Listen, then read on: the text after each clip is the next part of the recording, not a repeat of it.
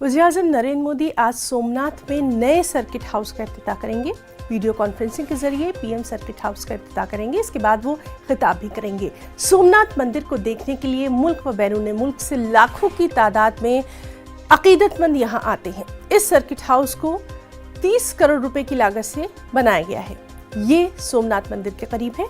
ये आला दर्जे की सहूलियात से लैस है, जिसमें सूट, वीआईपी और डीलक्स कमरे, कॉन्फ्रेंस रूम, ऑडिटोरियम हॉल वगैरह शामिल हैं।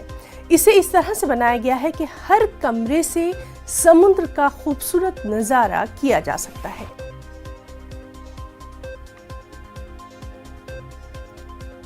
उत्तराखंड असेंबली इंतखाबात के लिए कांग्रेस उम्मीदवारों के नामों को हतमी रूप देने में जुट गई है। नामों पर गौर व करने के लिए आज कांग्रेस सीईसी की अहम मीटिंग है। मीटिंग वीडियो कॉन्फ्रेंसिंग के जरिए होना है।